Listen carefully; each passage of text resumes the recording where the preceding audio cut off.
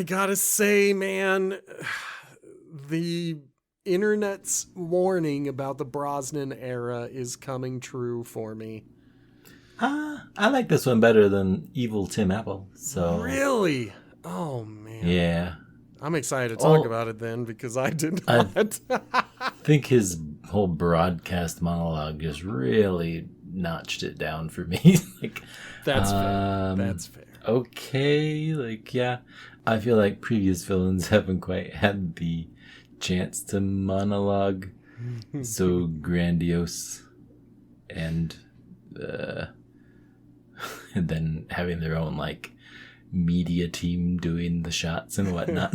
It's this is a little different than previous monologues. Those guys are just being evil, but if you didn't know about them, you wouldn't see them giving their whole speech. Exactly. And then this guy's like, let me show the world how evil the world will I am. know. And, that is fair. And I guess it's because I went to school for media. I have a soft spot for Tomorrow Never Dies for a lot of reasons. And among them is my training and background. And so I'm just I can see why other people would watch it and be like, oh my gosh, somebody shoot him and let's move on. He's not even the most interesting villain. The most interesting one died halfway through the movie. And so I can see all of that. And I gave this movie a second viewing today, which might have ticked it upwards for me. I can say as two general broad things. I don't like the ending, and I don't like what's her name. Oh my gosh, I cannot believe I've forgotten her name. Denise Richards. Denise. Yeah, I think she is incredibly gorgeous, and I just think she's a terrible actor. I can't think of a single Denise Richards movie that I have ever been like, wow, she was so Denise. Good. Yeah. I mean, even in Starship Troopers, she's kind of on the periphery, even though she's supposed to be, the love triangle. And I think what makes her good in that movie is the fact that we get so little of her. She's just talked about so highly, and then we barely see her.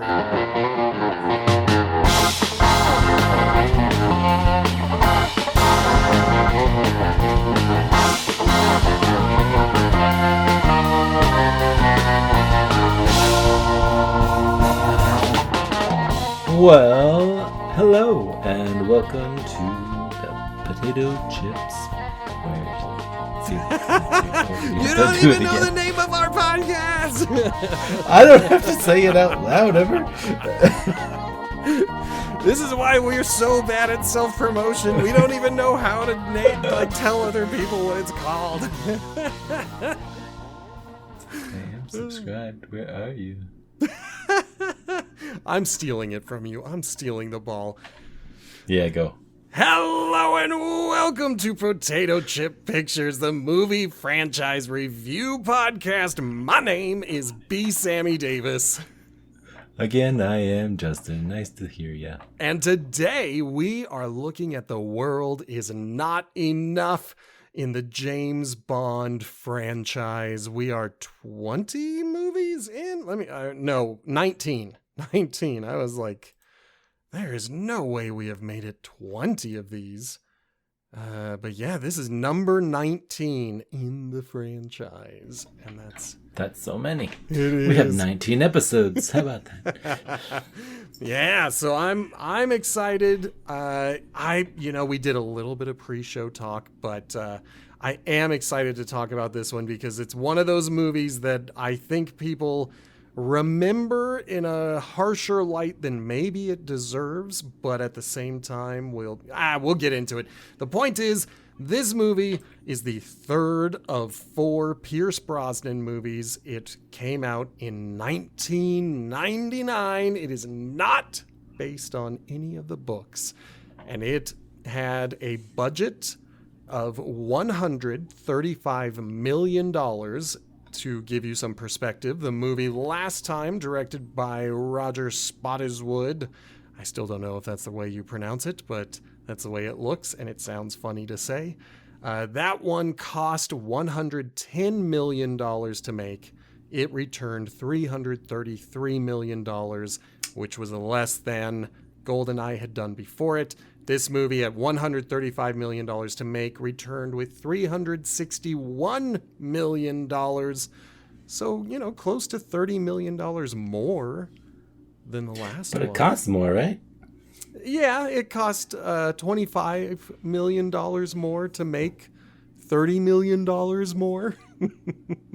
Oh, those diminishing returns are just killing them. Yep, that's what they keep doing.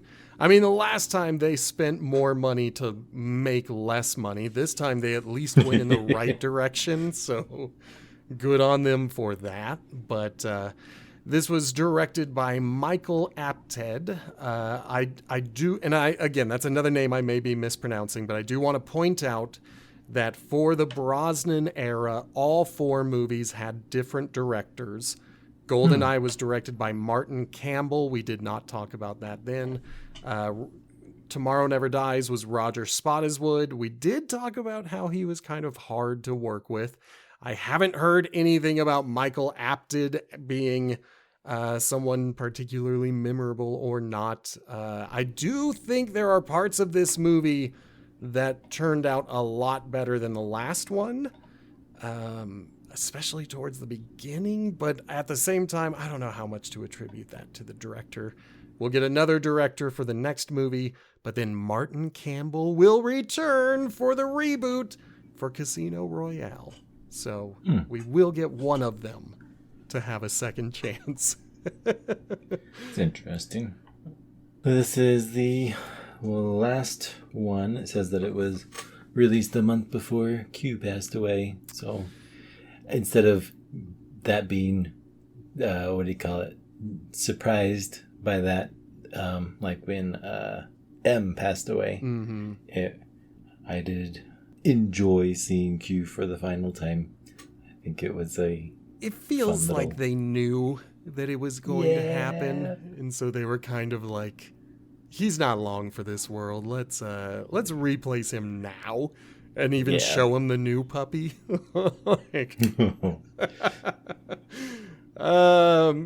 So we've got a movie here that came out in a year that was just stacked with big features.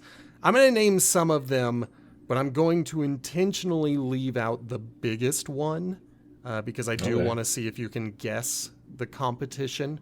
And obviously, a lot of these movies weren't at the same time. Most of them were not. I don't know the exact month and days when these came out. But some of our big boys were Pierce Brosnan starring in the Thomas Crown Affair. That was kind of a big deal because he wore a tuxedo in that movie, and that was against contract. I think he wore a a tuxedo. I've never watched the Thomas Crown Affair. I imagine, but maybe.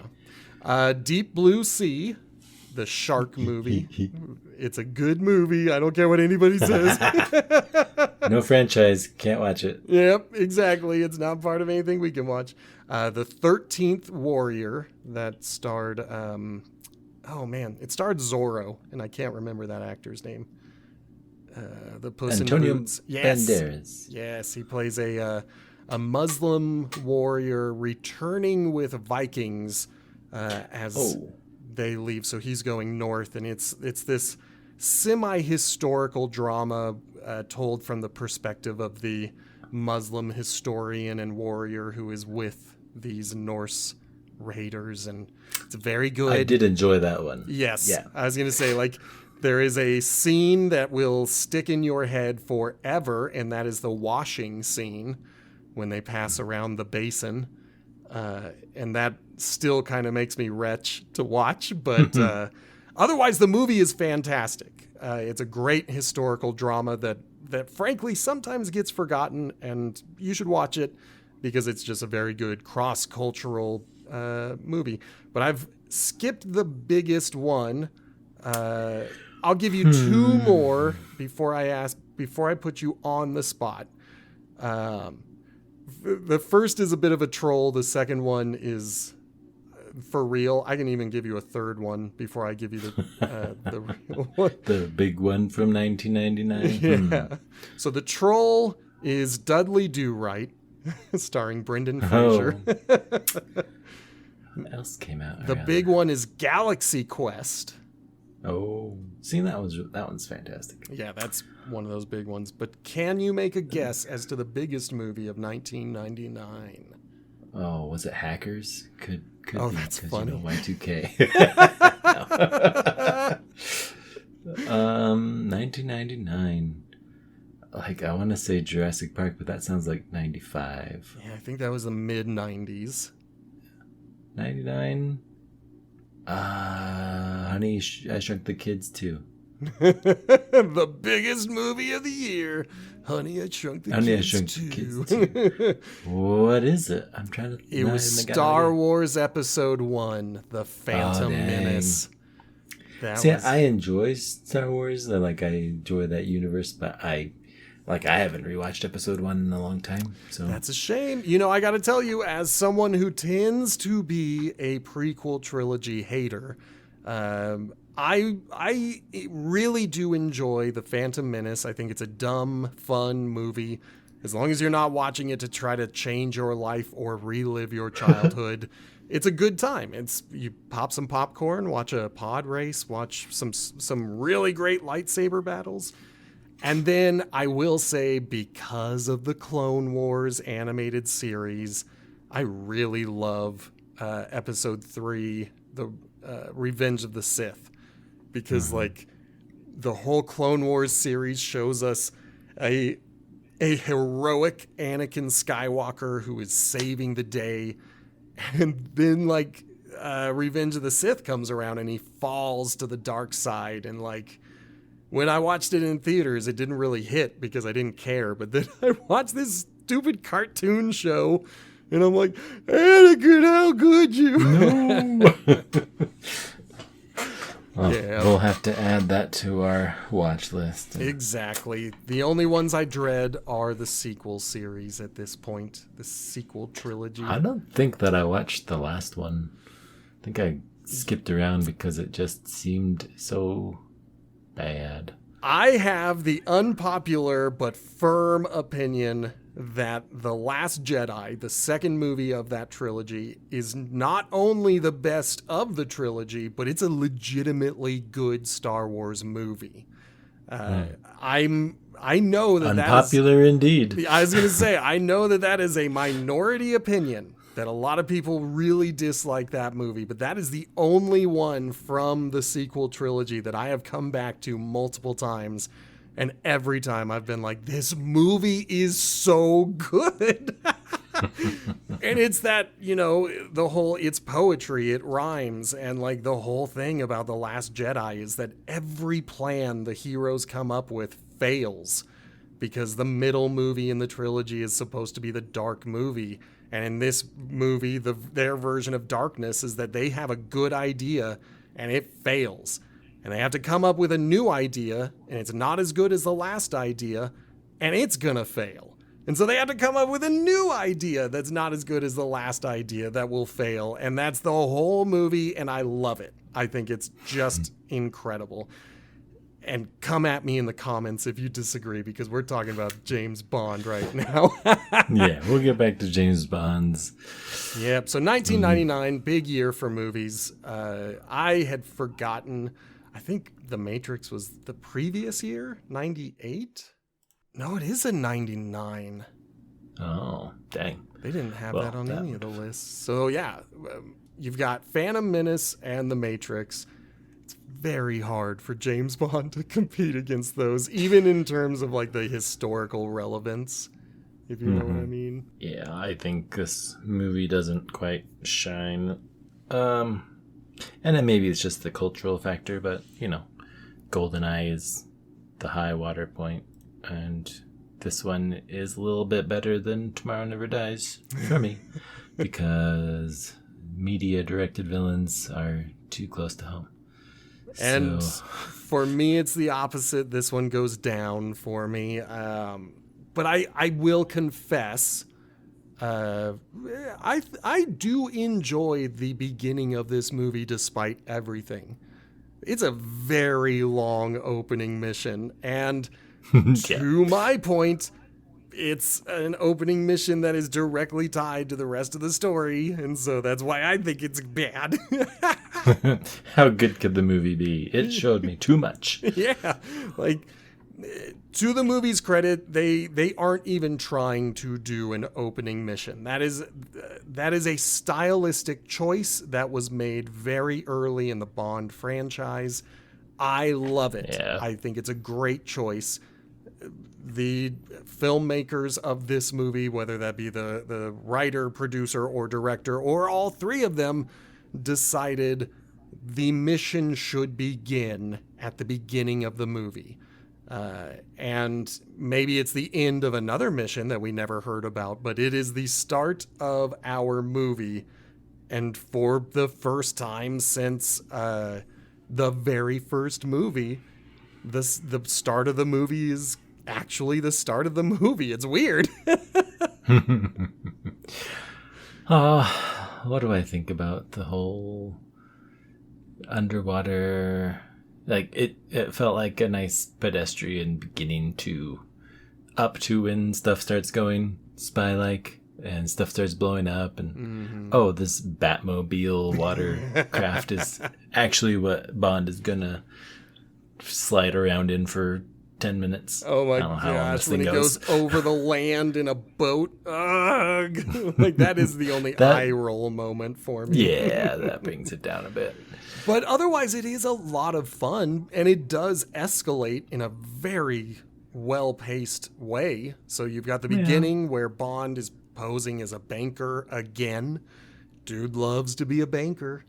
And he's meeting with a Swiss banker who's like, we've got this money that we want to return to you. Like, we're the good guys. And Bond wants to know who killed the person who was supposed to get this money. I think we find out that was 009, but I could be putting some 00 agent. Yeah, I think it was a 00 agent, and they are dead. So we've got another dead 00. They're just killing them off left and right these days. And good thing they're replaceable, and then you get whatever name he had. Yeah. But, Bond starts interrogating the banker, threatens. Bond's gun is on the table, so the banker is like, oh, you think you're so tough, but I'm over here being tougher. But Bond's got a bomb in his gun, and the remote is his glasses. It's fine. That's I like it. Fake out flashbang. Yeah. You got to get misdirection. And it's fun. It's a good beginning. We get a nice little tied up fight scene that ends with Bond interrogating the banker again, but the banker gets killed by an assassin. Oh no. Didn't see that coming. Bond escapes. The cops are there. Like, I keep thinking, okay, well, Bond's escaped. Now surely the opening credits are going to start. But no, he goes to MI6 and delivers the money.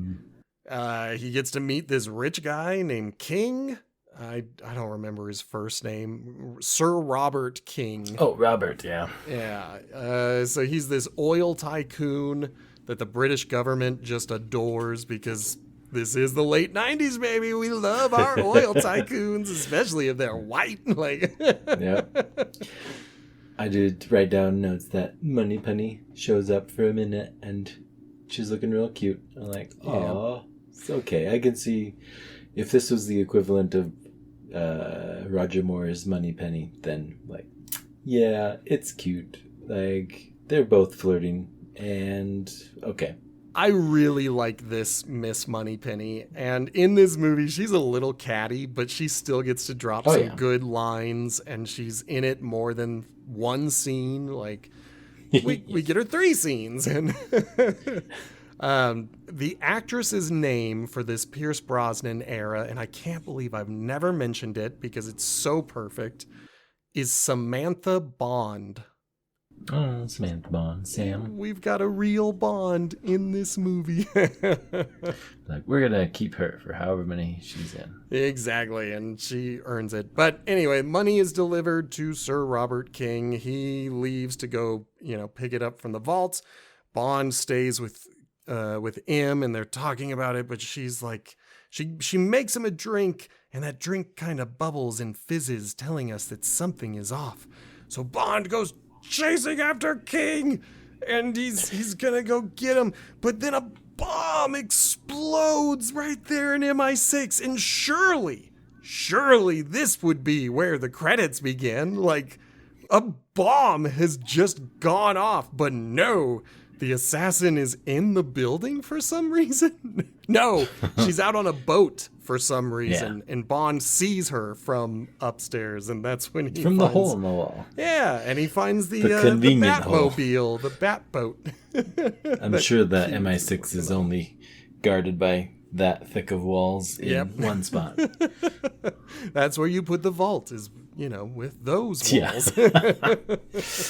Basically. But yeah, Bond goes in and steals a new Q-Tech boat. It's this single-man black boat, and Q is upset.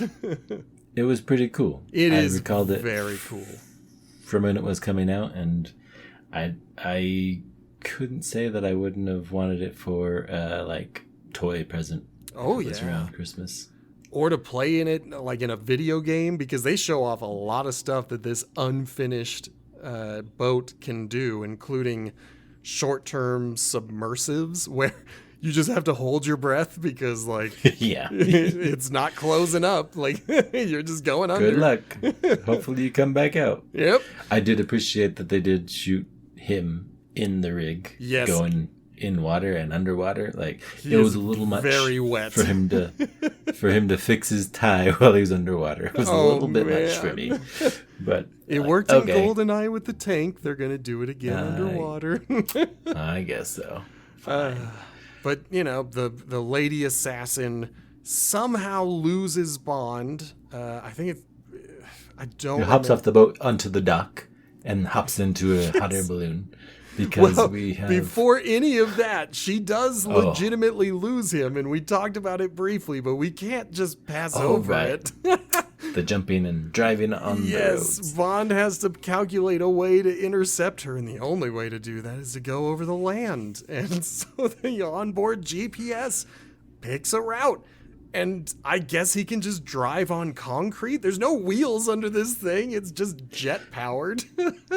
There are extra wheels. We did not see any wheels. The jets maybe gave it enough force to go do that. Maybe. That's the conceit. That's the movie magic that they want us to believe. But it is so bizarre when it happens that I'm just like, whoa, this is a bit cartoonish. Yeah, I was talking to my wife today about, if I'm going to go watch Superman, you have to get into superheroes don't really exist. You got to suspend your imagination. You got to let it happen. Mm-hmm. And I think finally coming to terms with, okay, this is Bond's universe for 19 films so far. And is the story any good? Is the action any good? Because we're going to have to see a lot of things that don't make sense in order for this to just exist. Yep, you really just got to accept the action is happening and just go for it, because Bond certainly does. The cops don't. They try to chase him down. But Bond's able to get back to the water. So now is when we've got the lady veering off to the side because Bond fires a couple of CG torpedoes. Yeah. They're just a little too digital for me for 1999. Yeah, I can see that. I'm trying to think of when Independence Day came out, because I feel like those, we'd have to watch it to see. It's a franchise. Oh, man. Yeah, maybe. Yeah. To watch and see how well it holds up. Yeah, and the key there, or at least one of the bigger differences there, is that so many of their big set piece moments were done with miniatures. So they were using CG as a background type deal or to show the laser firing, but the explosion itself was a miniature. So that would be the thing that you're really focused in on. And okay. I just don't get that impression here. They focus in on the torpedoes. And I'm just like, oh, those are not torpedoes. Like, so added underneath this water layer effect. Yes, it just doesn't do it. But whatever. They reach the boat. The boat explodes, but the assassin is already off the boat because, as you mentioned, she's about to steal the most practical escape vehicle, a hot air balloon. I mean, in terms of getting away initially, sure. In terms of staying uncaught, you're gonna have a hard time. Yeah, like Bond uses a ramp to get the bat boat into the air where he can catch on to the rope, and he starts climbing up, but he has not slowed her down by any means. When the two helicopters show up, that's just the natural response time that you get with a freaking hot air balloon escape. Like, you're not gonna get away very fast. It was not the best idea that this assassin had. Yeah, I think it's gone on too long. She agrees because Bond is like, tell me who you're working for. And she's like, you can't protect me. And shoots the gas tank and blows up the hot air balloon. And Bond goes, I thought the helicopters were the bad guys or something. I think the helicopters were just either normal police helicopters or news helicopters. Like, they didn't... I don't think they were the bad guys because she was the one who shot her own air tank or her own gas tank in the balloon.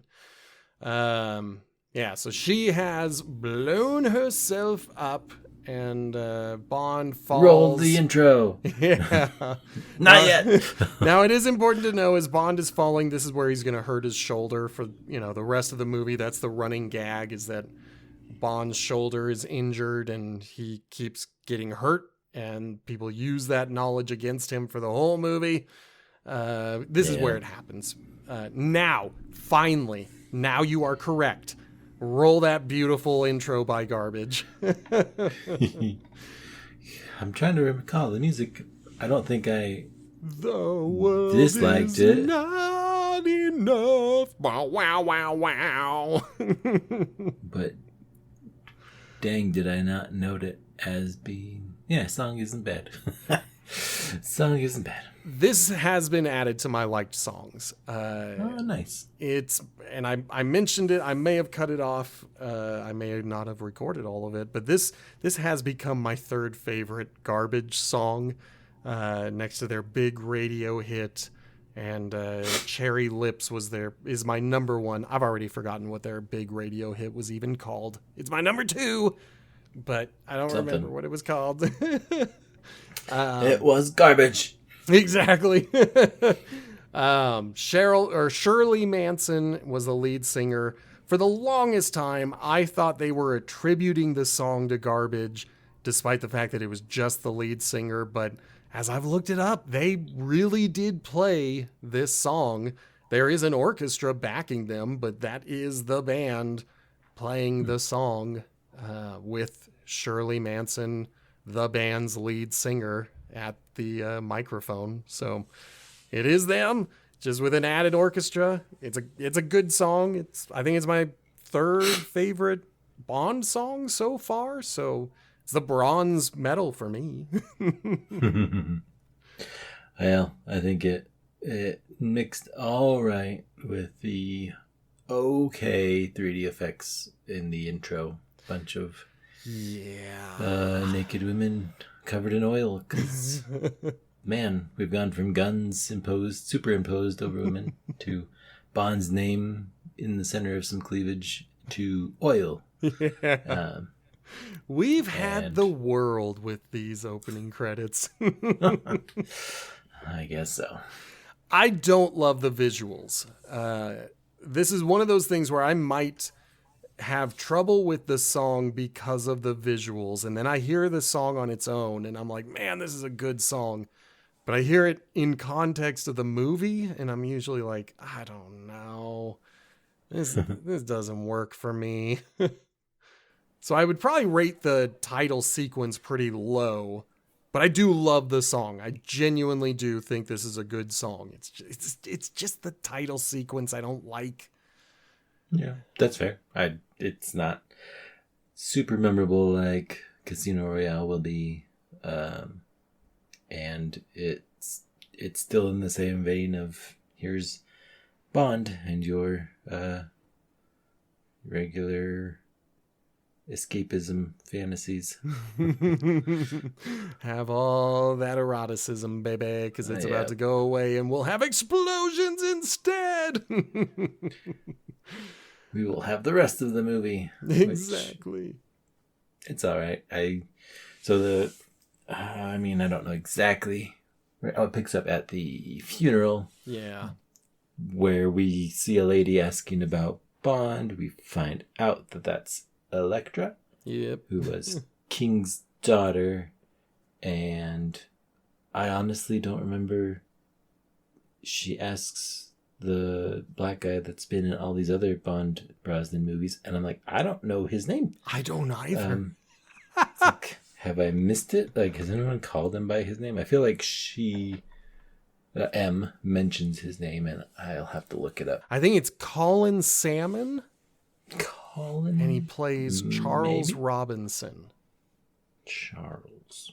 Okay. I think I could be wrong. I'm looking at these pictures of actors who have aged 20 to 30 years since I saw them in this movie. And I'm sitting here like, I think that's who it is. Colin Salmon.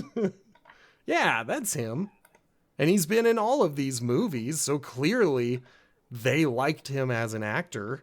I liked imagining him as M's number 2, you know? Yeah. I think he does a decent job at that. Well, Bond leaves the funeral to get a active service recommendation from his doctor, who he flirts the skirts off of, and she gives him a thumbs up for, yeah, you can be on active duty. But they do so through about 20 different innuendos. Oh, yeah. And it's like, remember, what was it? I feel like this first Bond, GoldenEye, I said that we're trying to catch you up on everything that Bond is. Remember, cards, champagne in the car, like going for the first doctor that he sees that's like doing an audit of his skills or whatever. And this movie wanted to remind us again, oh yeah, Bond is still just, going after anything that moves, and at least he's dedicated to getting back to his job. That's the only thing you can say about him in this scene.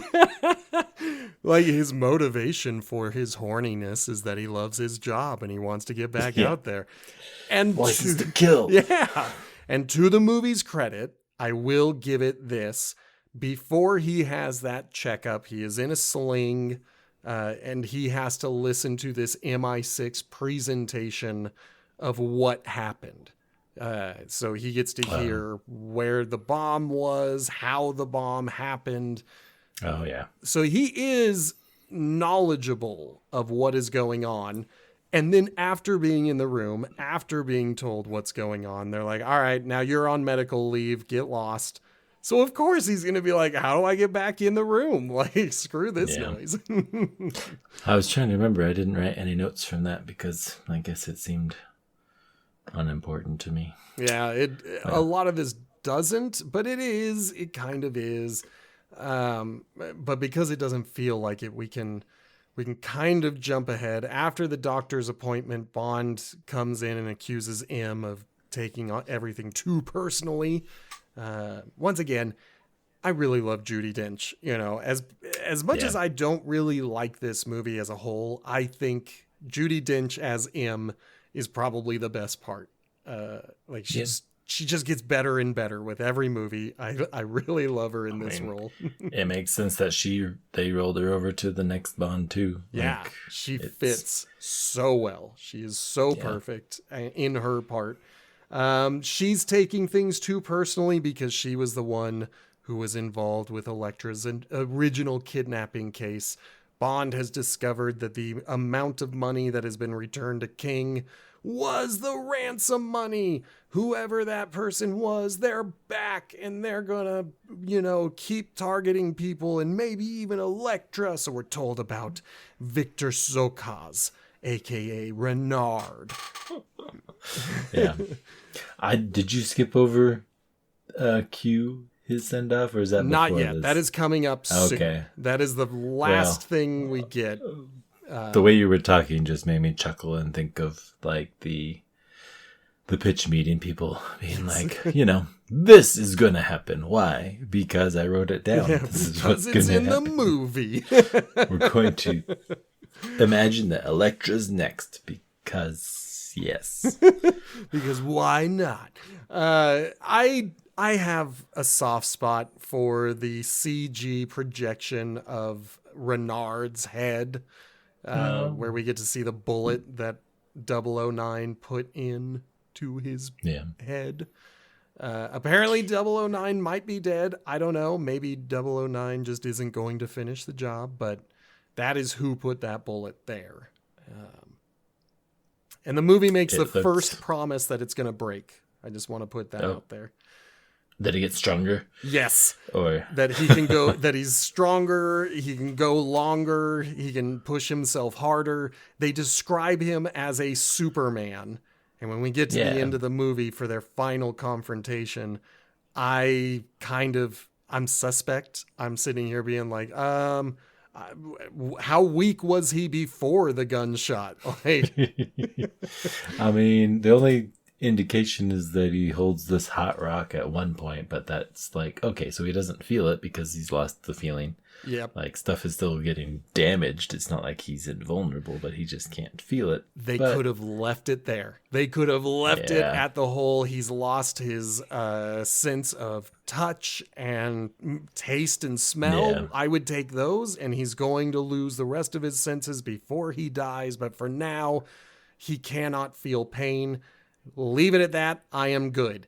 But they add that extra bit where they're like, he can go longer. He can push himself harder. Yeah, like he is a Superman you are going up against. That's the part they shouldn't have promised. He's no Bane. Exactly. He's just a bad guy that we need to be here for the show. Yep. It's a good misdirect. He looks like a pretty good Bond supervillain. The movie promises us that he is the supervillain. And if we follow the movie, if we say the movie isn't lying to us, this is a good introduction. And frankly, it's a good way to keep him in the picture as the main villain, the main threat for a while. So I'm good with that. But then we finally get to go to the Q branch and get to see Q one last time.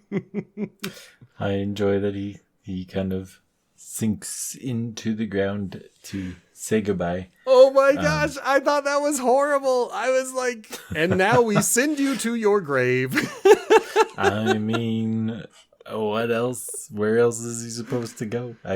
Sure, they probably could have written something else, but I mean, you can ascend upwards to have the metaphor of heaven, but then you best don't get to look at his face coming. That's true. You get his face for a longer period of time, but as he descends into hell for the rest of eternity,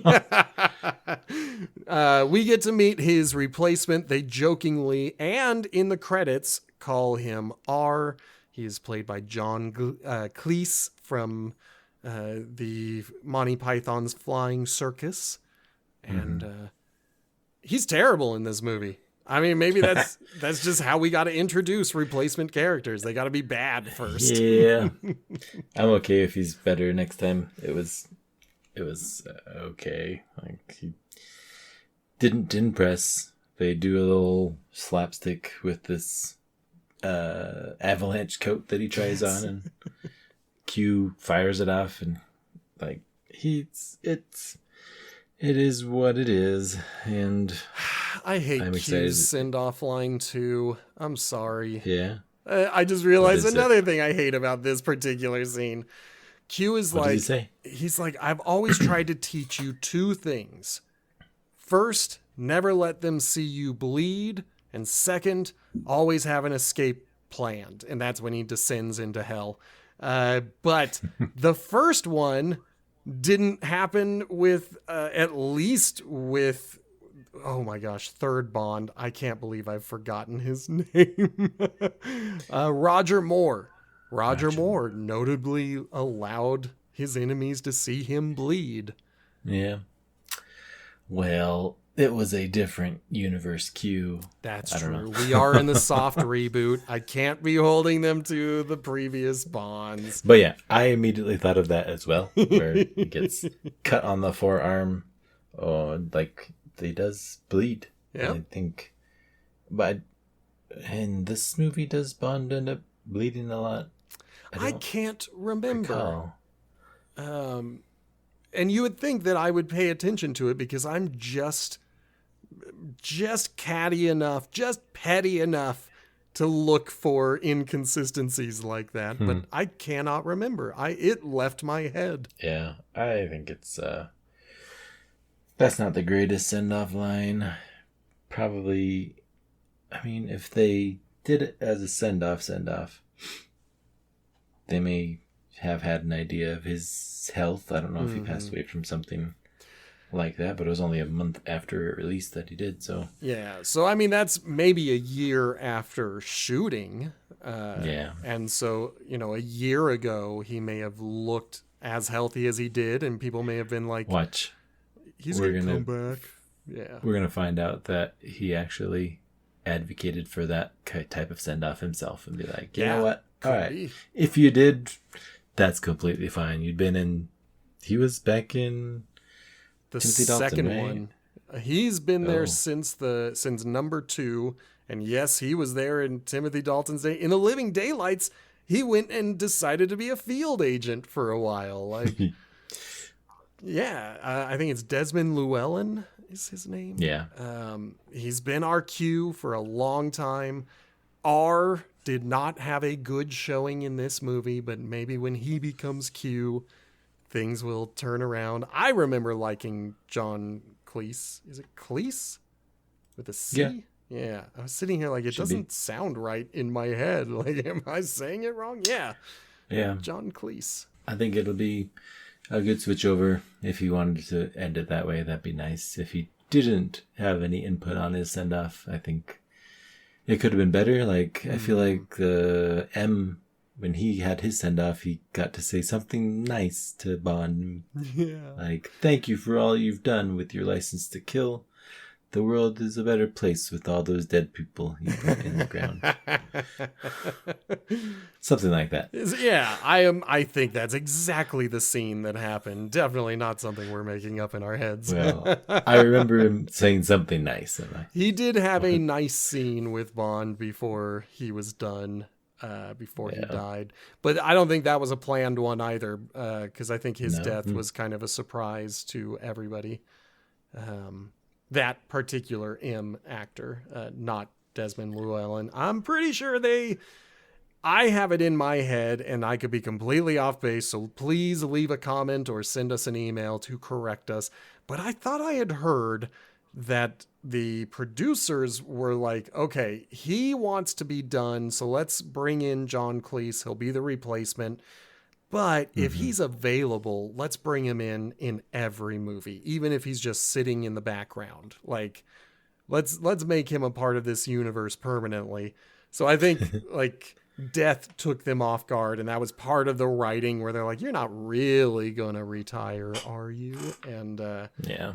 but I don't know, I could be speaking out of school. Send us an email, potatochippicturespod@gmail.com, because we got to go to Azerbaijan and look at an oil pipe getting installed. Oh, did I write anything down? Because really, it's just I feel like once you see stuff that looks dangerous but kind of is like somewhat explained by the area, you have this saws on a helicopter dangling off the end. Like, oh, I feel like that'll come back at some point. And it does. I mean, it's a very cool visual to only show us one time, I'm sure. Never again. Surely. I do. But yeah, I like meeting Elektra, having her fly in and talk to the natives, and command that the pipe be redirected, even if that adds months to the schedule. It's a good introduction to Elektra. We saw her at the funeral where she kind of looked angry all the time, but that's fair. She's in mourning. Now we see her as this benevolent billionaire. That's a thing that exists, surely. Surely. Yeah, so I like the misdirection that we get as an introduction here, but Bond clearly doesn't seem all that interested, because like he forces his way into her life where he wants to know what's going on and he wants to follow her everywhere, but he doesn't care about her authority or what she thinks about anything. She's gonna keep you tight, let you tag along, even though you are dead set against allowing her that freedom or whatever. Yeah, I think she does a good job at least selling the misdirection and appearing like she's continuing on the benevolency of the oil pipeline family. Yeah. And like she wants to make stuff happen for her pipeline. And like, I can't remember exactly what the line is, but Bond is gonna tag along and grabs a set of skis, and I am so lost because I'm like, we're kind of in a deserty area. Yeah, I'm looking like to me. everywhere, and I don't see any snow.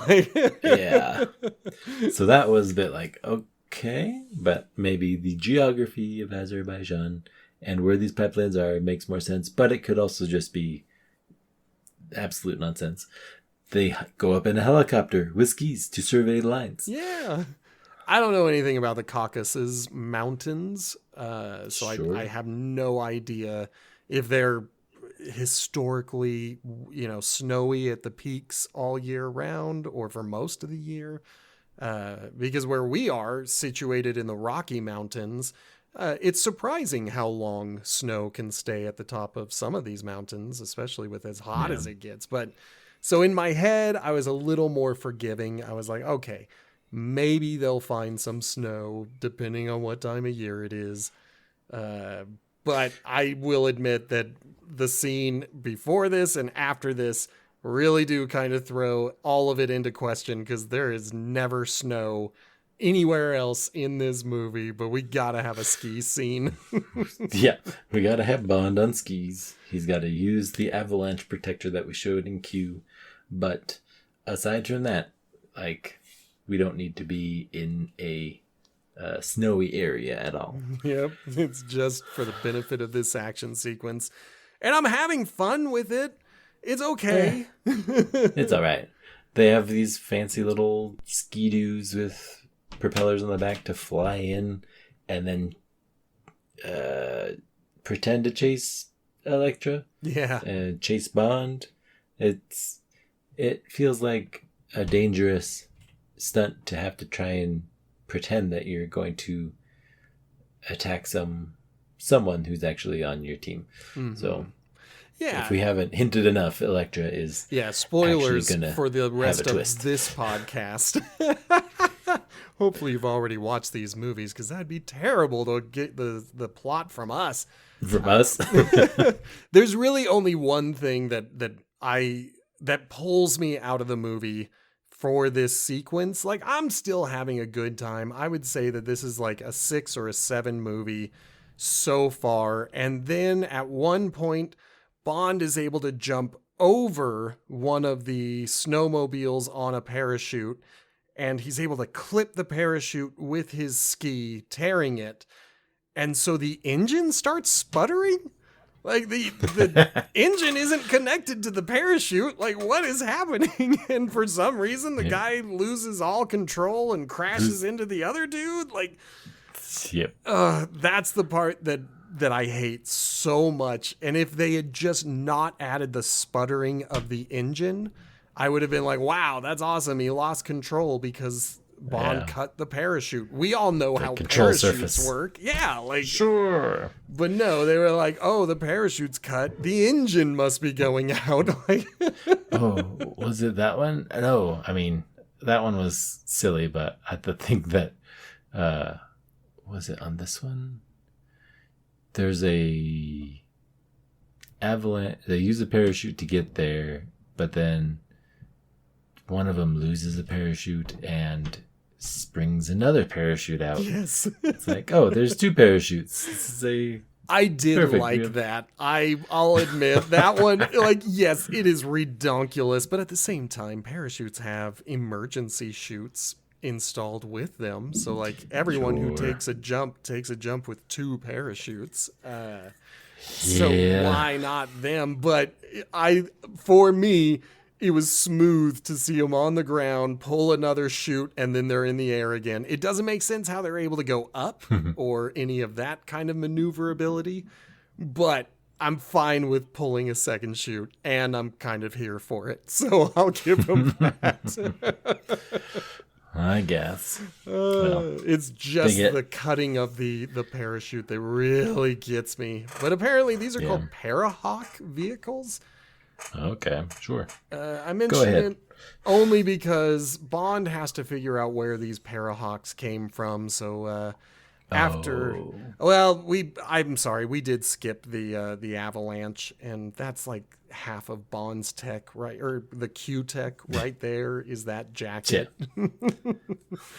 So I liked that Elektra was claustrophobic and was panicking and needed reassurance from Bond, because even like if she is playing a fool, then that is, even more sinister. But if this was a genuine moment of panic for her, then that speaks to the dangerous game that she is playing, where in order to manipulate everyone, she has to put herself in danger. And maybe she's not ready for that kind of action. So there's 2 ways to read the avalanche, and I like both readings of it. So I'll say that to the movie's credit. Yeah, it gets to use the comic relief avalanche pillow or inflatable.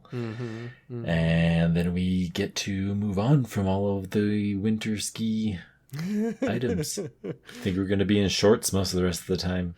I mean, first we got to wear a tuxedo because Bond's going to go to a casino, baby. And, he's got to talk to his friend. He does have to talk to his friend, but before before talking to his frenemy, he's got to put on some stylish shades, press a new button, and now he's got, like 1950s style X-ray glasses. Why does he uses them to find out the main guard, basically, right? He uses them to find out that everyone is strapped.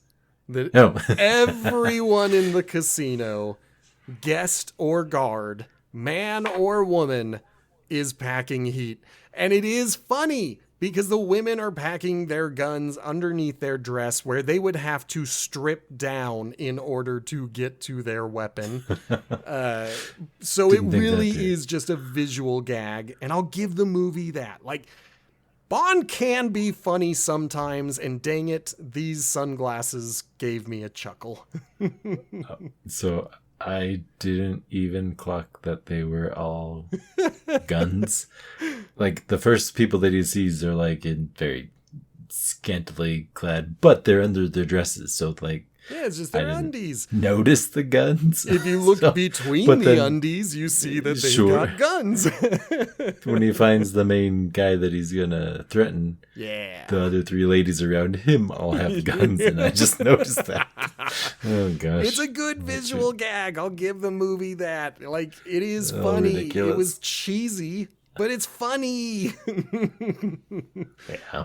But It Bond made is me able chuckle. to, be creepy as all get out. He orders his vodka martini, shaken not stirred, and he tells the guard that he wants to see Zukovsky. And if you remember that name, it's Hagrid Yeah. from GoldenEye. Yeah, we missed him. I He's- missed him he's a too. odd character in this series, but And he'll I'll live admit- forever. Yeah. Oh man, it's a kinder meeting than GoldenEye. It's kind of the same start where Bond is throwing his weight around and being like, "I got a gun, I got a gun." Fear me. Yeah, almost immediately Zukovsky hears about Renard and he's like, "We've got to talk. Like, I am on your side. I am on board. Let's go chat."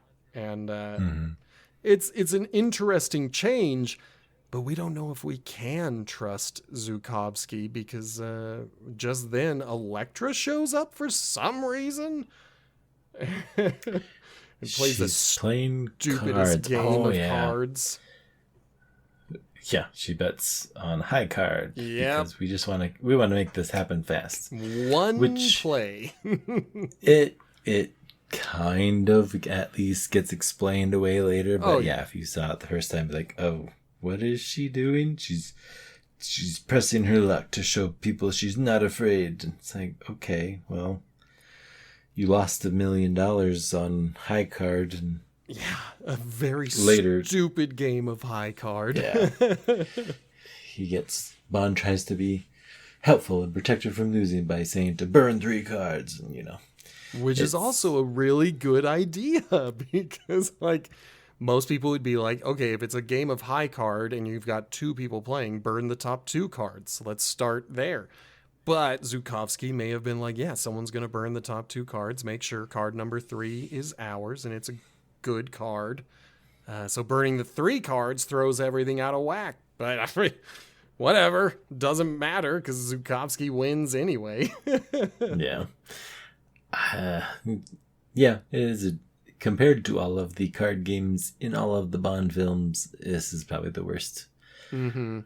Which is so funny because it's the easiest one to understand. This is the one where you do not need to know the rules. You can be like, yeah, Yeah. I understand high card. Baccarat? Ace wins. I don't know. Like, yeah, Bond We watched won it again. 4 times and we have no idea how to Wait, play what Baccarat. is it? yeah, so that's I shouldn't be upset by this, but again, Elektra is pretty good in the first half of this movie when we think that she is a damsel in distress.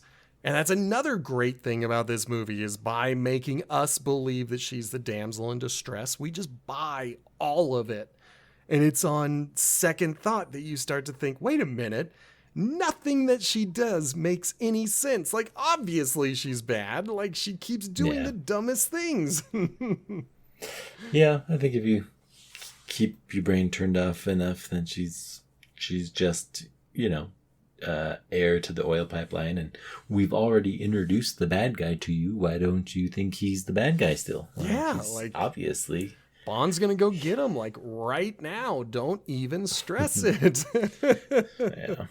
Well, while Bond is at the casino, he asks Elektra where her chief of security is, and she says that Davidov took the night off, and that's another part of the misdirect because, he's the head of security, and he's taking the night off when, Why? like, multiple people have tried to kill her and have killed her dad. Like, he's a bad guard. And then we see that he's going and meeting with Renard with the Hot Rocks. If I kept my brain on her as a regular non-villain, I was trying to work out, okay, is Davidov like, was he working with her dad and then he was the reason that the money blew up and like... Yeah, was he the trying to inside figure out. man? Yeah, but then he shoots him. Well, Davidov And so- survives this scene. Somebody dies? Yeah, it's Arkov, the nuclear weapons scientist, Oh. who is Okay, I there. thought that he shot the security guy. It looks It's like like, he's oh. going to shoot Davidov because he's got a gun to his head. He's making him hold one of the hot rocks. Arkov is this new character we've met who apparently is a nuclear scientist. He is critical to the mission.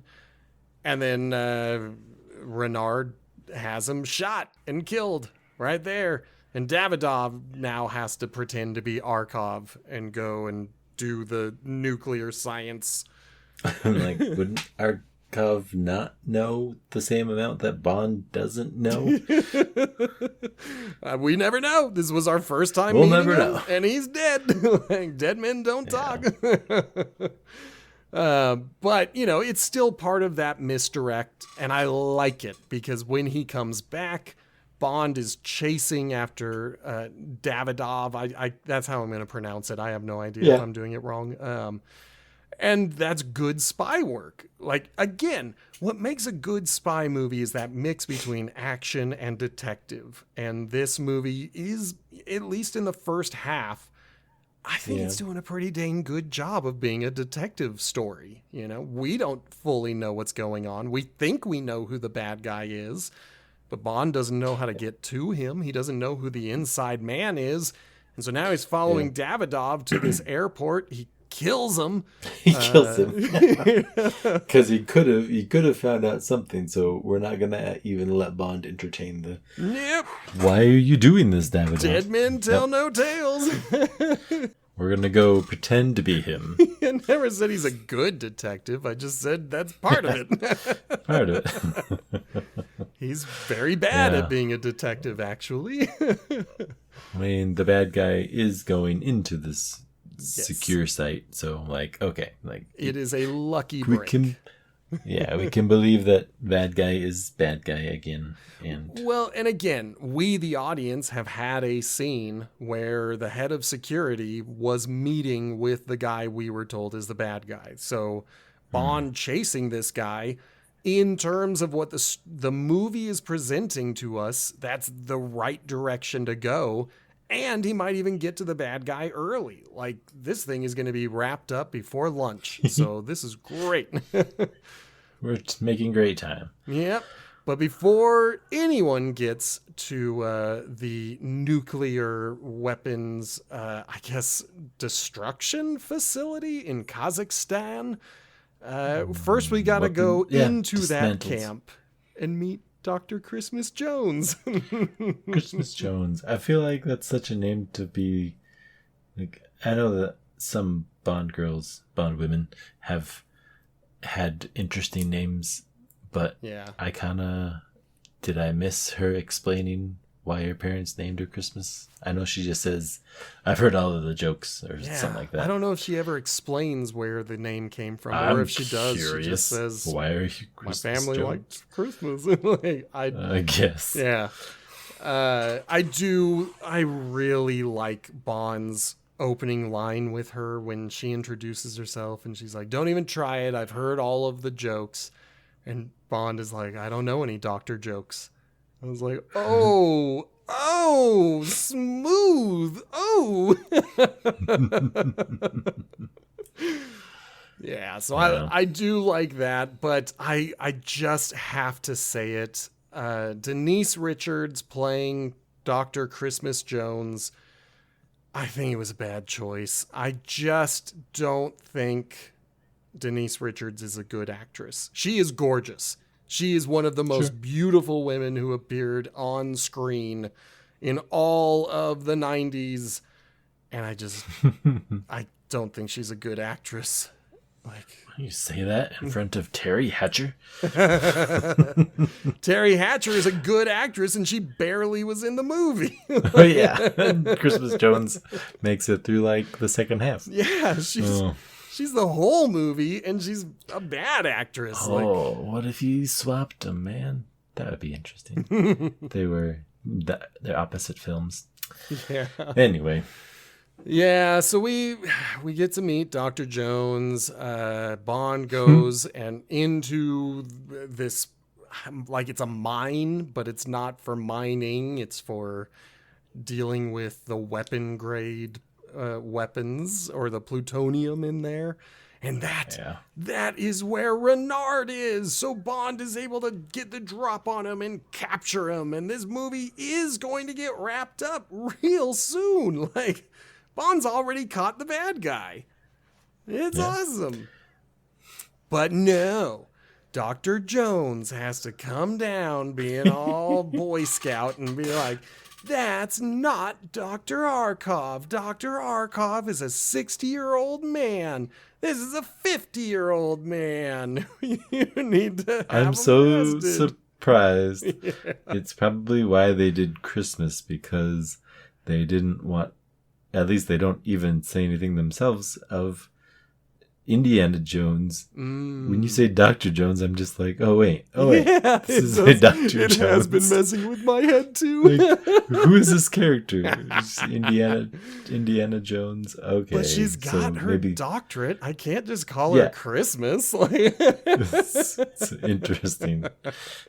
Well, she breaks up the party. The Bond is pretending to be a nuclear physicist tasked with the dismantle of the warheads. I'm like, are they? I mean, if they're like nuclear physicists of the nuclear disposal unit, I guess. I don't feel like many professors in their second job away from the university are dismantling the warheads for the military. I don't know, man. There's another Dr. Jones who has been flying all over the world, stealing artifacts and like melting Nazis. Protecting artifacts. That's right. Protecting artifacts. They belong in the museum, not at their home. Like, oh, well, I think of the entire movie, the fight scene and Bond escaping down the corridor flying in like chains is the only thing that I really knew about this movie. Really? Okay. So without having watched it. That was the imagery where you were like, aha, I've seen this. Yeah. Because, I mean, explosions, he's sliding away from them, but like, if the explosion was that big, it'd catch up to you real fast, man. Yeah. I don't love this action sequence. I feel like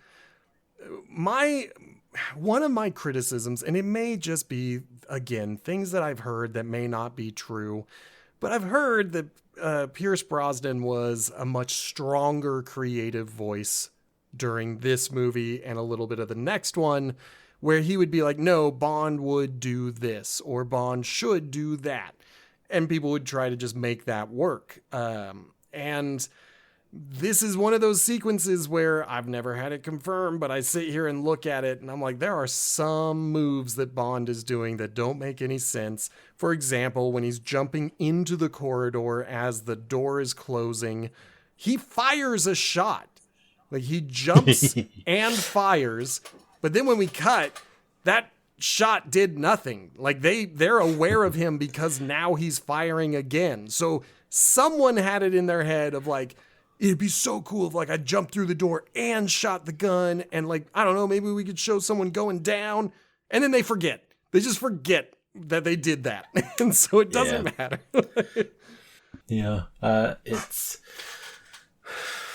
like he gets the drop on the bad guy gets away, and we gain a side character that Bond is also now taking care of. It feels like it was a device to introduce a love triangle between Bond and our actual villain and the eventual Bond girl that he stays with for the end credits. So, well, and this is where we start. Well, Bond gets his suspicion here, and I'm glad that the rest of the movie gets put in this direction, but there's a couple of things. Well, there's one line, and I can't remember the exact words, but Christmas said it in the casino. Not Christmas, Elektra said it in the casino. And then, what's his name? Renard says it inside of this mountain. And Bond's like, I can't remember it. Yeah. And then also at one point, Renard grabs Bond by his bad shoulder, which only Elektra knew about. And, half of MI6, but only Elektra knew about it. On this outing, just Elektra. Yes. But, that in my head, the first time I'm watching this and I don't know that Elektra's going to turn, I'm sitting here thinking like, wow, like Renard even heard the words in the casino. Like he's got her bugged. Like that is the explanation for it. No, we're going to find out they're lovers, but we'll find that out later. Like for now, Bond is suspicious. He almost got blown up. He has rescued Christmas. He saved Christmas. Yep. And, Christmas is like, don't worry about it. They stole that bomb, but every one of these bombs has a tracking device on it. And, once we just plug in the coordinates or the device's code, then we can just track it. It'll be so easy. And he reaches in his pocket and pulls out the tracking card and is like, is this the tracking device? And no, we don't know where the missile went. The bomb is gone into the wind. I don't. The fact that this tracking card is used later by M to get out of her jam, I think it's a little bit subtle. Like I was just like, oh, the tracking card. Like, yes, the bad guys would get rid of the tracking card, but it keeps moving. Becomes useful. Yep. It stays in this movie. It is a part of the movie. And I would say that's another thing to the movie's credit, where when you look at it, you're like, at least they kept track of everything. It's not like the tracking card just appears suddenly. We get to see every time it changes hands. The movie makes sure we know when a new person is holding on to the tracking device. It only happens a couple of times. There's only 3 people holding it, but the movie makes sure we know when all 3 get the device, because the third person is going to use it. So, small kudos to the movie, but for now, there's going to be this sob story from Elektra while M is in MI6 trying to figure out where that plane could have ended up. Elektra's like, Bond's gone missing. He's not in my bed. We slept together and then he left me. Will you come and keep me safe? Of course, sorry. I feel so guilty. It's one of those sequences where if you are still thinking that, she's a good guy, then you're like, wow, someone knows how to get to M. Like, M is about to go into the field because she's got a soft spot for a child who's not even hers. But doesn't matter, because immediately Bond catches up with all of them. He just shows back up again. He's like, and I'm here too. And he tells M, where's Christmas? She comes too. She's there. Oh, yeah. She's just along for the ride. No one cares. Like, here comes Bond with a new person. And no one minds. And so Bond and M go off alone, and Bond's like, she's the baddie. M's like, you're crazy. But Judi Dench is a good actress, and you can see this little flicker in her facial expression where you realize she goes from incredulous to listening. Yeah. Where she's like, wait a minute. Good acting. Yeah, acting. There's a reason she was knighted for the arts. But yeah, like, I love M in this movie. And I like the small confrontation between her and Bond, but I like that Bond is able to lay it all out and be like, look, that's the baddie in there, right inside there. Like, you, the audience, may not believe me yet, but I promise you, we're going to find out she's the baddie. He's got the right trail. He's got the right idea. He does. Unfortunately, There's a nuke in the pipes. Ah! Everyone in the pipes now. Yeah. It was interesting.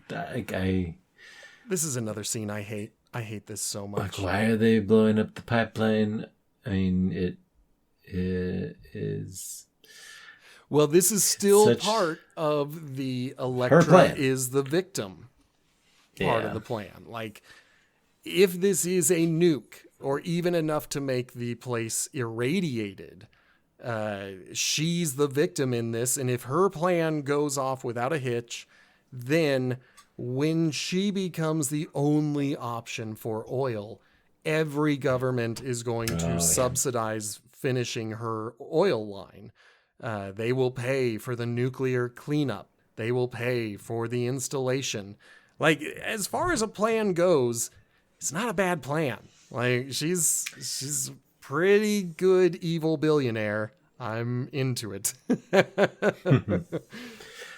Yeah, I just think I don't understand if they're wherever they are was where the bomb was heading, because Yeah, that part I don't remember know. if it was They made it like sound if the like bomb is heading towards you. yeah, that's the impression that I got.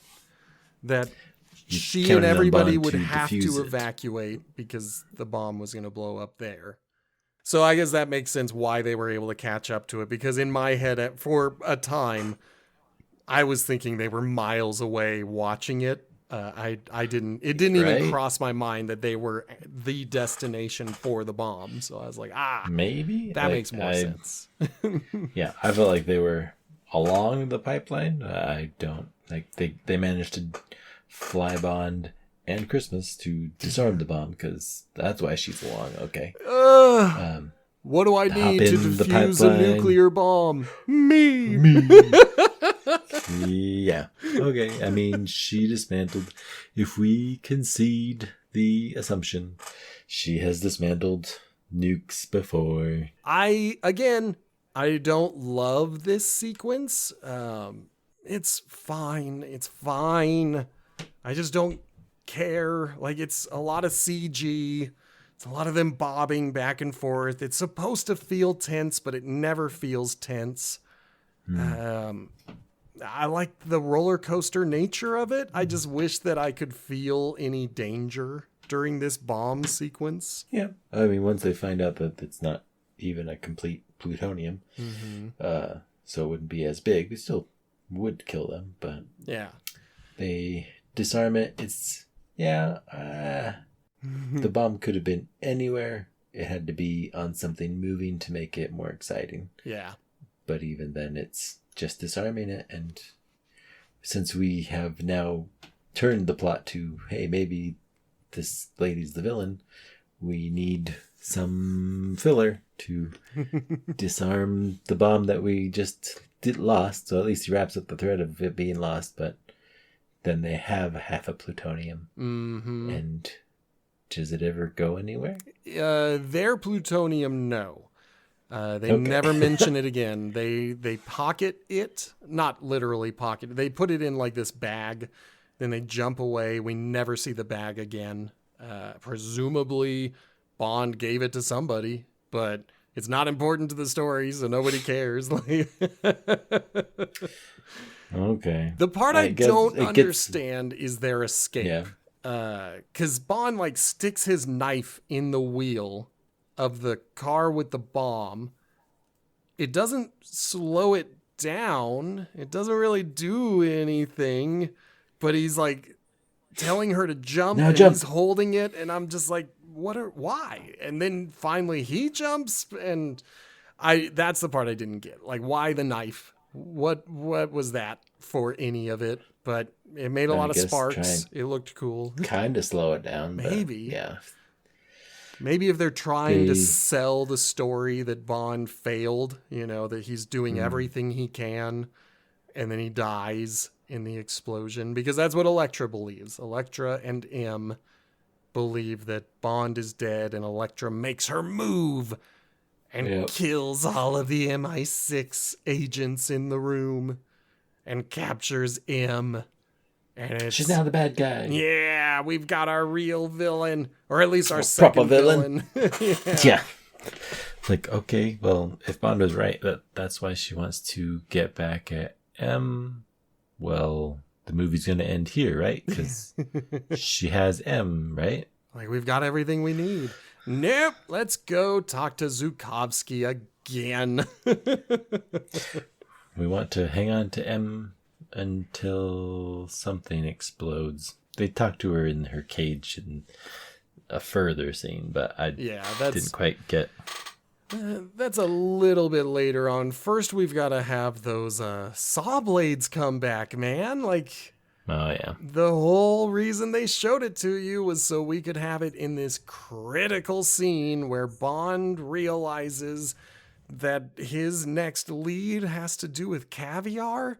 And the only person he knows who's selling caviar is Zukovsky, so he visits him at his caviar factory, thinking that, you know, he's going to put the drop on him, but it turns out Zukovsky is in danger too. Like, everybody who knows Elektra is in danger, and that's kind of cool. I mean, it's got a lot of fancy stuff, but we're just trying to find out from Zukovsky where she is. Like, where's she hiding now? And he doesn't know, because, again, he's not actually part of this plot. He reveals that whole high card thing was payment for something else entirely. And as far as Zukovsky knows, they're done. Their deal is finished. They are over. Turns out that Zukovsky's henchman, Bullion, is the real threat. And he's called Elektra's men, and that's when the chainsaw helicopters show up. Finally, it's going to attack Bond. Do they both have saws or just one? Because they there's both two helicopters. do. There are two helicopters. They both have saws. He is able to kill one of them with his BMW, so we very briefly get two gadgets out of the BMW. It's got a remote control and apparently AI self-driving mode, because Bond doesn't get a remote control at this time. Yeah.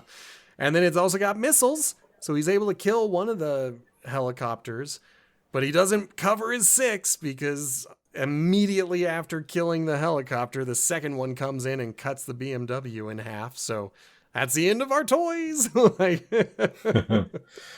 think it is, because I think the rest are just... Like, he gets to use his watch at one point, maybe even in the submarine. But he's had his watch for decades. Like, we've known that the spy watch comes with gadgets. Yeah. The only two things that were introduced in this movie were the coat and the BMW. And now both of them are done. They are gone for. But, you know, Bond is able to very slowly kill the second helicopter with a flare gun. I hate that stunt. Well, or at least the model work where you've got the flame flying up and then out of nowhere the helicopter explodes. Kaboom. Yeah. And then you got the CG saws. Everything is explosive when it catches on fire. Yeah. It just has to be near fire and it'll explode. But, you know, we've gotten our final lead, and that is that, well, we didn't even get our final lead, because Bond still thinks that Zukovsky is the bad guy, and he traps him in his own caviar. He eventually lets him out, but Bullion is there. And we know Bullion is a traitor, but nobody else does.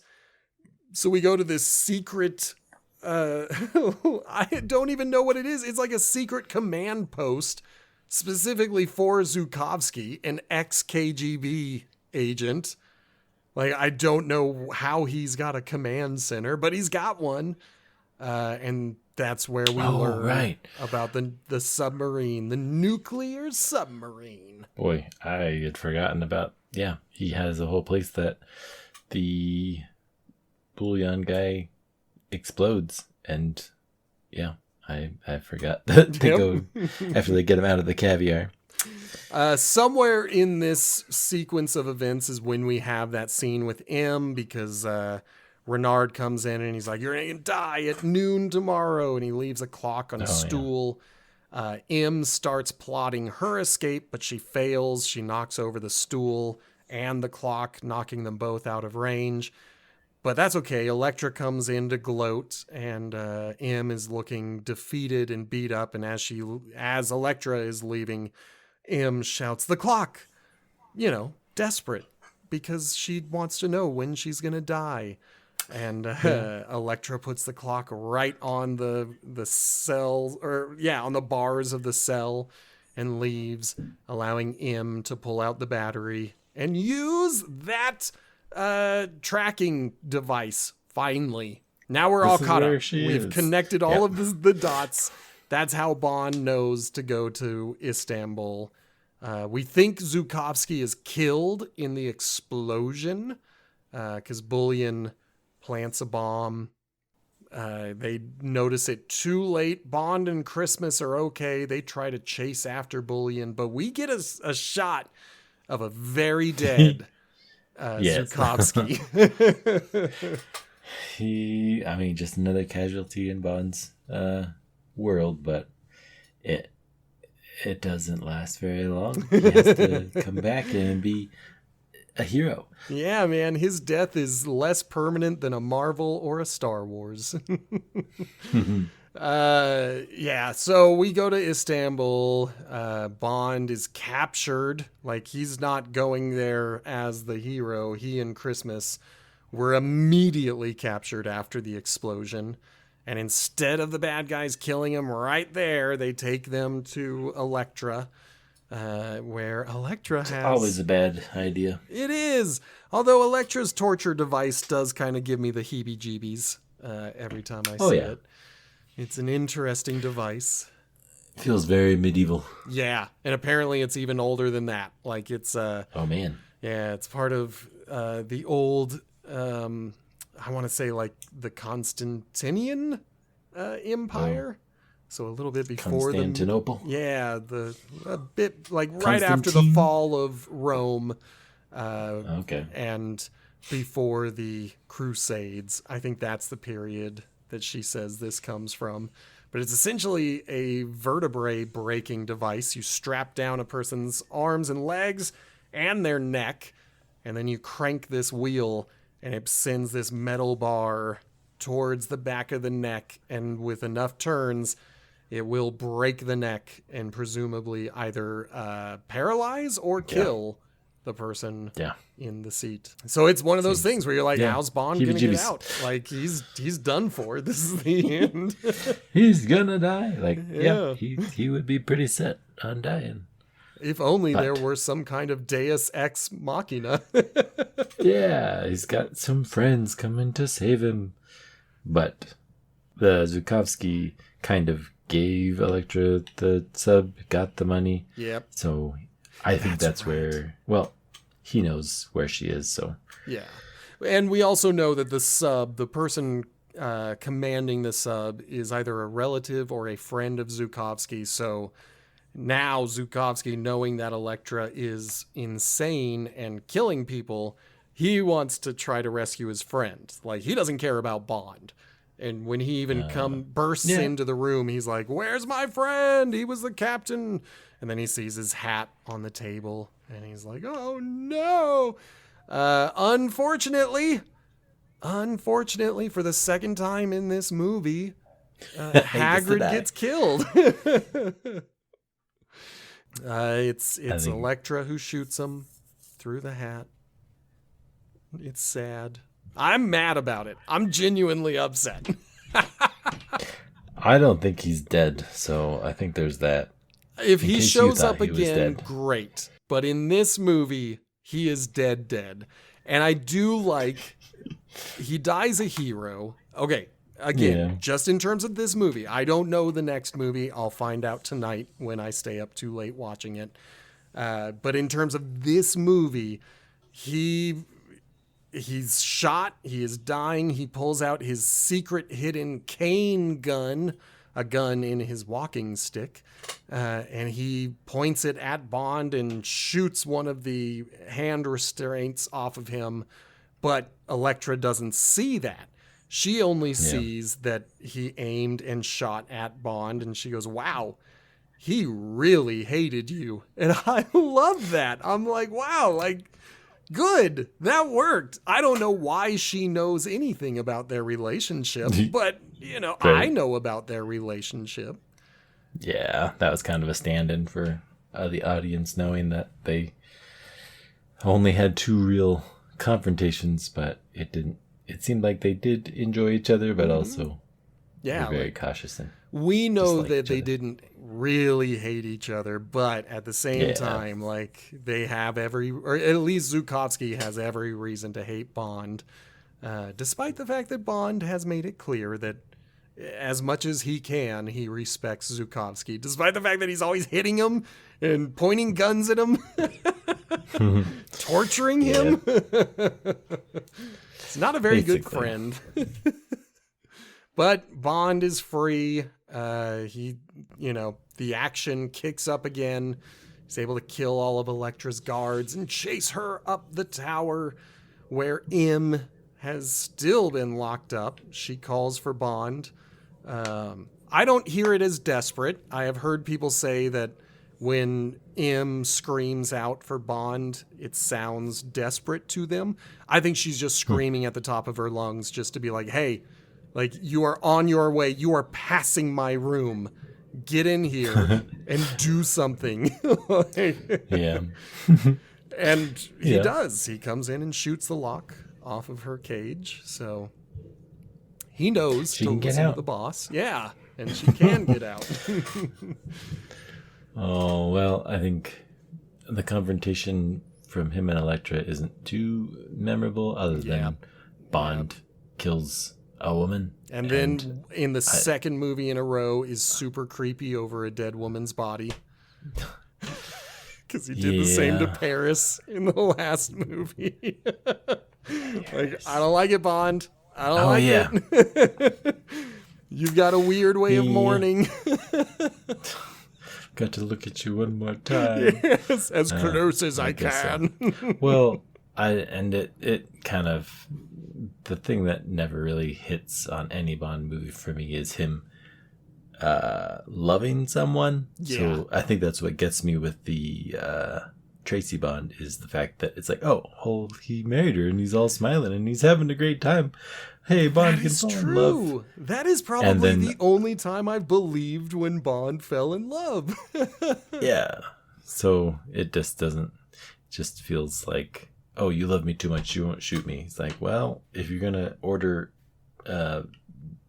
nuclear explosion, yes, I will. And Yeah. it's like, okay, well, it's not like it's a bad idea. Yeah, Yeah, it's just a weak scene. And I think the reason I hold it against the movie is because I've been really enjoying her as a villain.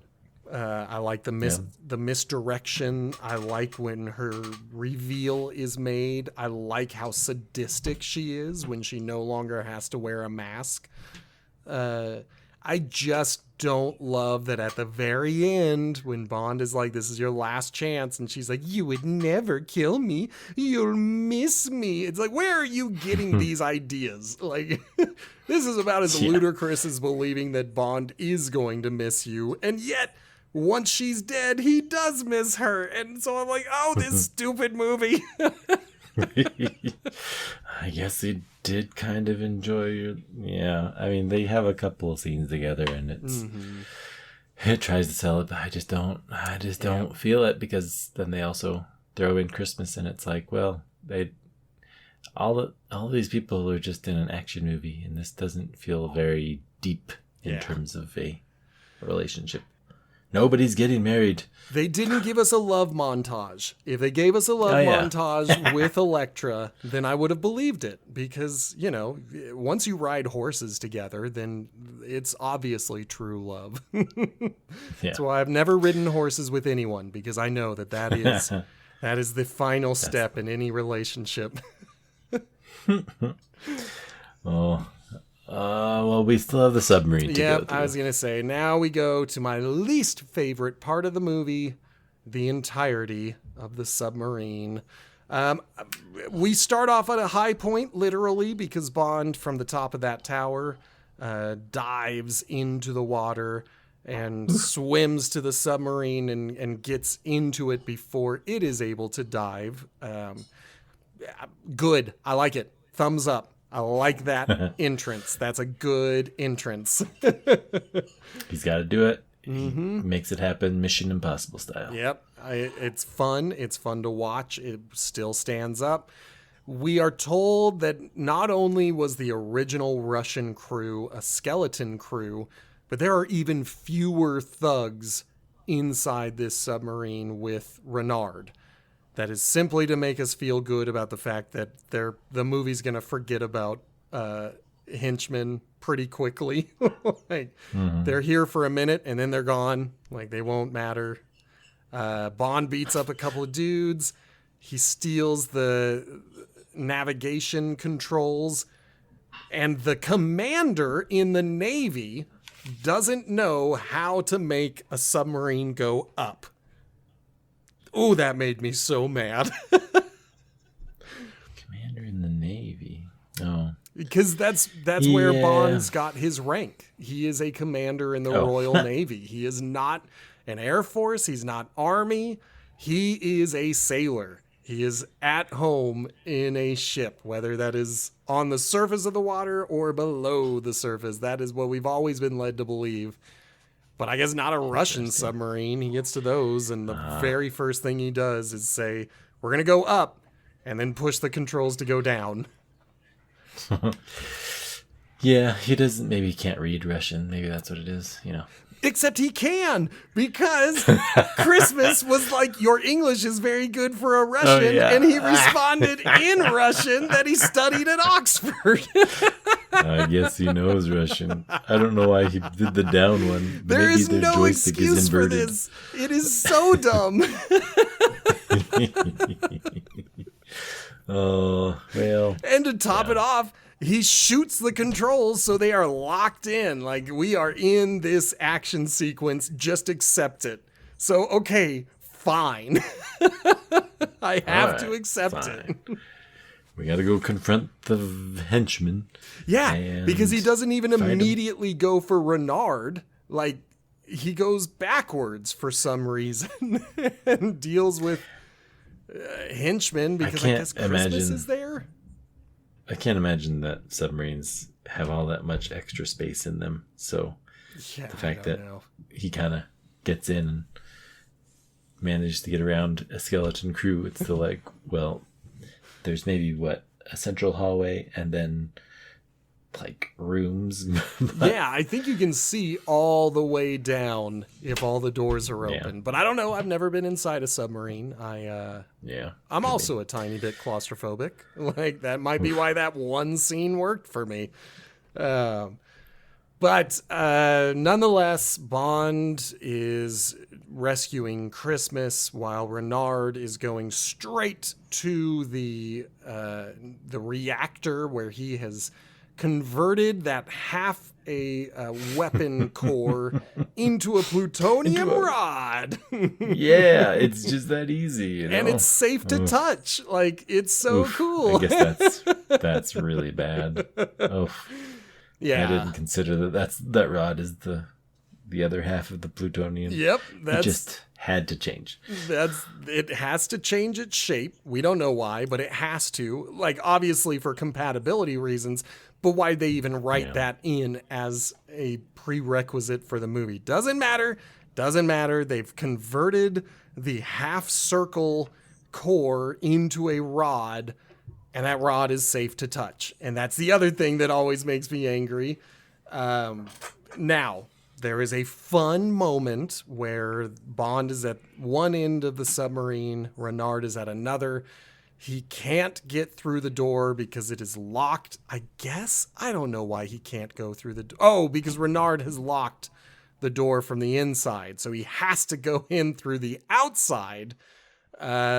So he swims through the bottom of the Caspian Sea and goes to the other end of the ship, the submarine, and lets himself in that way.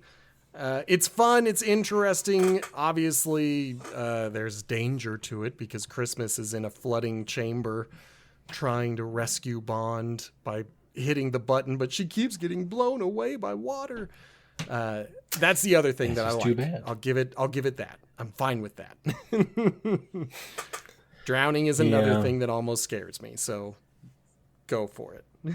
I feel like he just needed a second thing to do to overcome before he can beat the bad guy. Yeah, I agree. That's the vibe I get. It's fine. It's a better shoehorned action sequence than many of them, but I agree with you. They needed one more bit of danger.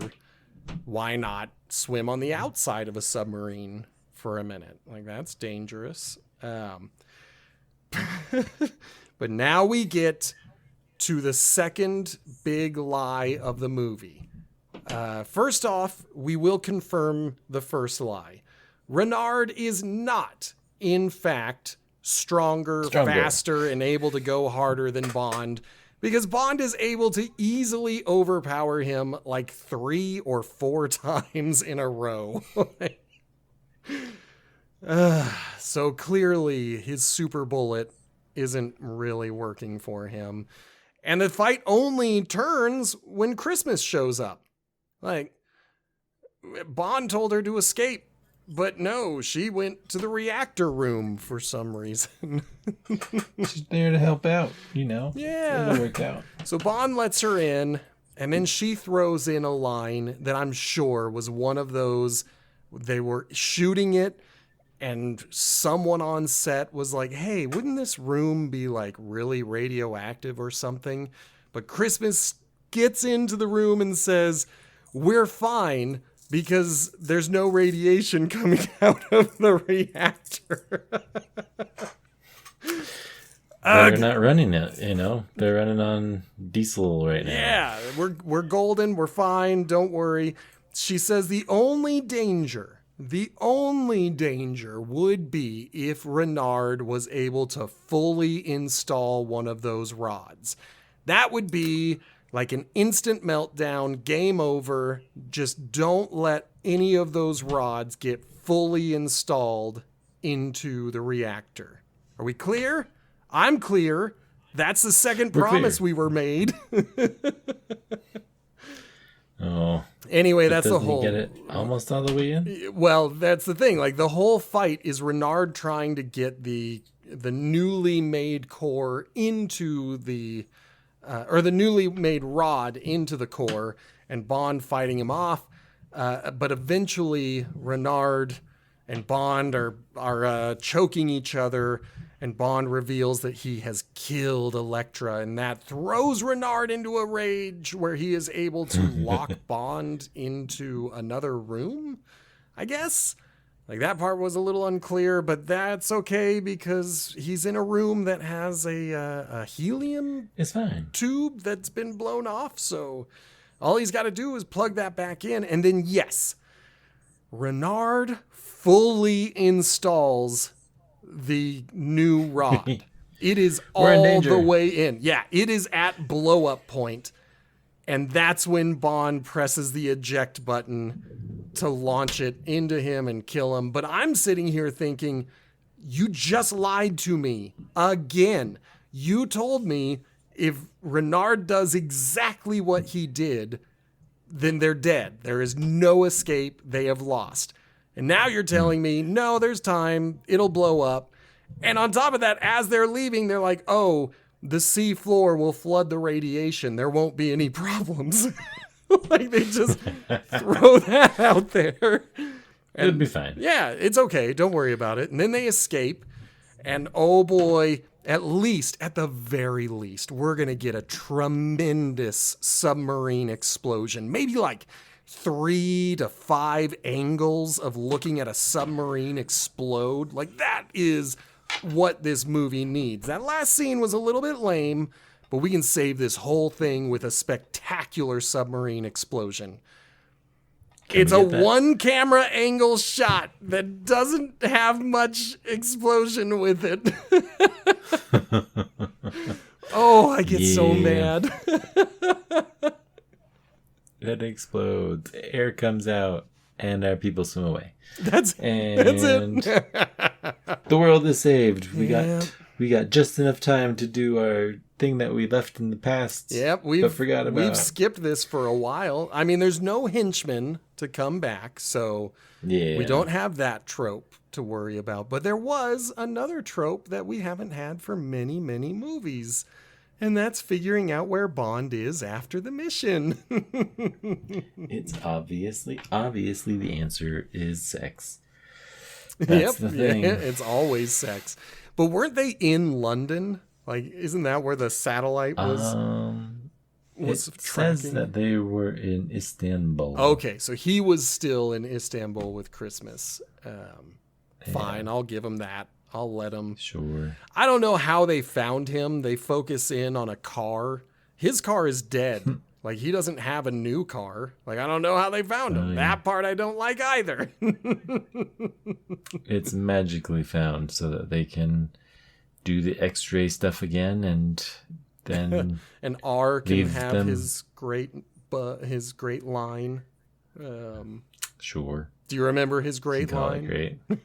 Something about a millennium bug. Yeah. By the time zones, it's got to premature be form of the millennium bug. It's the millennium in Istanbul versus London. Sure.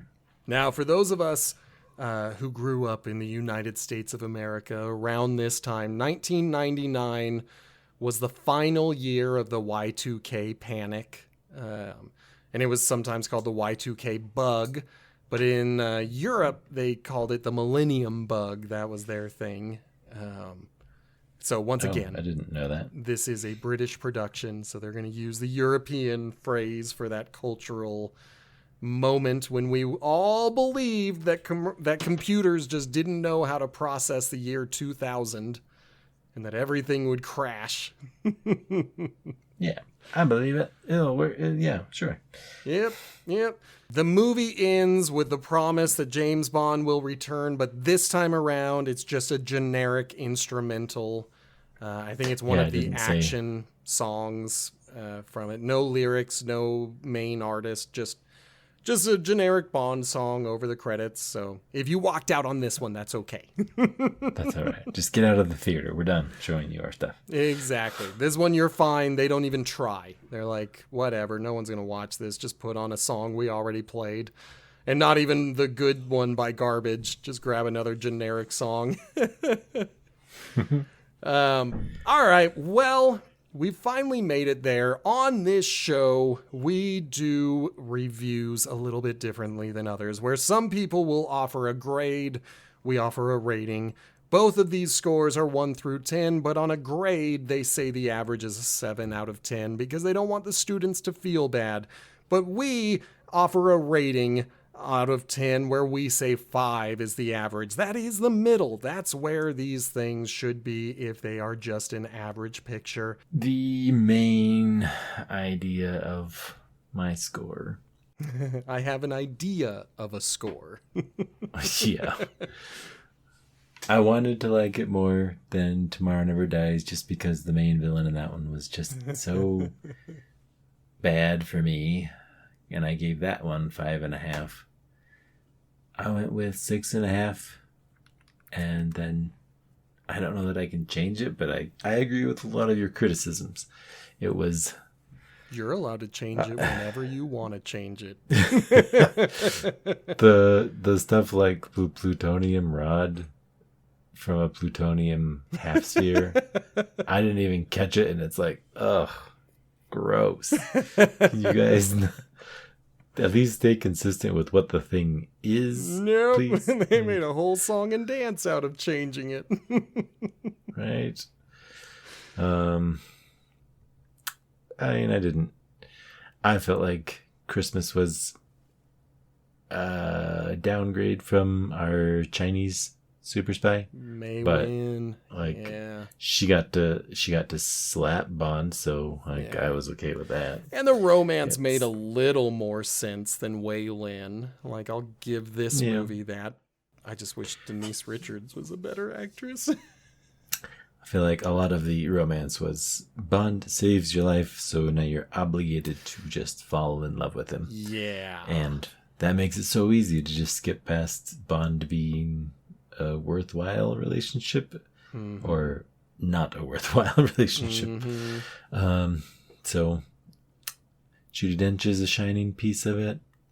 I mean, I could drop it down to 6. I'll stick with a 6. It was marginally better than Turtleneck Villain in Tomorrow Never Dies. All right, so I've got 6 as your final score. Is that... Yeah. Okay. Yep.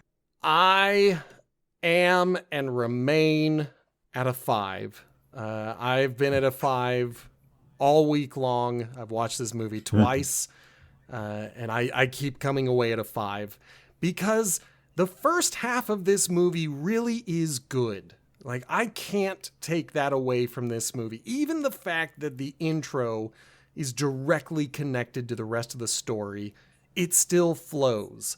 And it goes in a very good pace, and everything is really on a level that I like to see with my Bond movies.